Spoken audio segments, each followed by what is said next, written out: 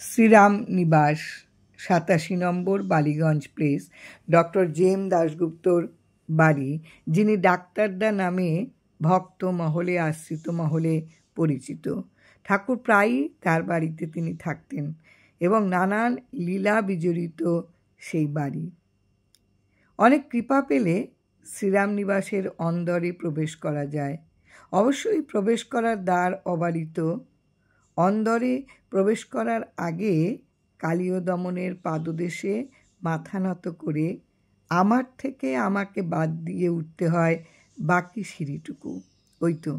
ওই তো ঠাকুর বসে আছেন সন্তানের জন্য। আর কোনো ভাবনা নেই, একেবারেই নিজের পরিবারে এলাম। ঠাকুর ঘরে গিয়েছি অনেকবার, কিন্তু এই রামলালা সম্বন্ধে শোনার ভাগ্য কখনো হয়নি। অনেক প্রসঙ্গ শুনেছি। বাড়িতে যিনি ছিলেন ডক্টর জেম দাশগুপ্তর ছেলের বউ, আমাদের মাসিমা বলে পরিচিত, তিনি আমাকে পেয়ে একেবারে যেন মায়ের পরশে জড়িয়ে ধরলেন এবং রামলালা প্রসঙ্গে তিনি বললেন। এটাই রামনিবাসে গেলে পাওয়া যায়। ঠাকুর ঘরে ঢুকে প্রণাম করে বসে আছি সেই পীঠস্থানেই। দয়ানিধি যে সিংহাসনে বসে আছেন তার ডান দিকে গোপালের পেছনে আঙুল দিয়ে রামলালাকে দেখালেন।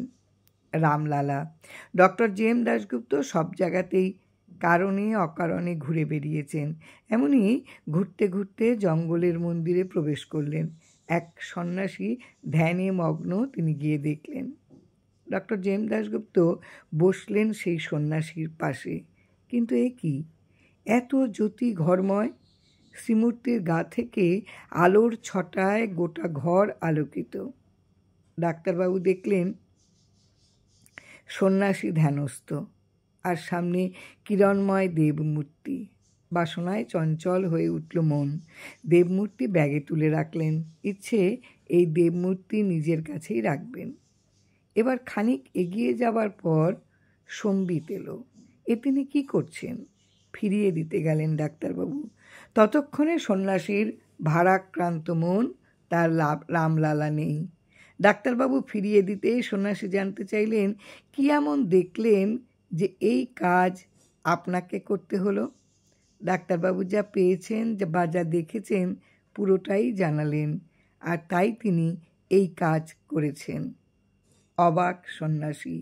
যে দর্শনের আকাঙ্ক্ষায় এতদিনের সাধনা করেছেন সন্ন্যাসী, আজ সেই রামলালা ডাক্তারবাবুকে দেখা দিলেন। সন্ন্যাসী অবশেষে বললেন, আপনার কাছেই থাক এই রামলালা। ডাক্তারবাবু আদরে যত্নে নিয়ে এলেন রামলালাকে। দু চোখ ভরে রামলালাকে দেখলাম। এই সেই দেবমূর্তি যার আলোক ছটায় জ্যোতির্ময় গোটা ঘর। আসলে ডাক্তারবাবুর সাধনায় বিশুদ্ধ মন, আপাদ মস্তক। তাই শ্রী ঠাকুর সব সময় সেরা উপহারে ভরিয়ে দিয়েছেন ডাক্তারবাবুকে। অনেক টুকরো টুকরো ঘটনার কথা মালা গেঁথে প্রাণ ভরিয়ে বাড়ি ফিরে এলাম। আবার যদি ঠাকুর অনুমতি দেয় তবে আবার শ্রীরাম নিবাসে যাব। জয় রাম, জয় রাম। গুরু কৃপায় হি কেবলম।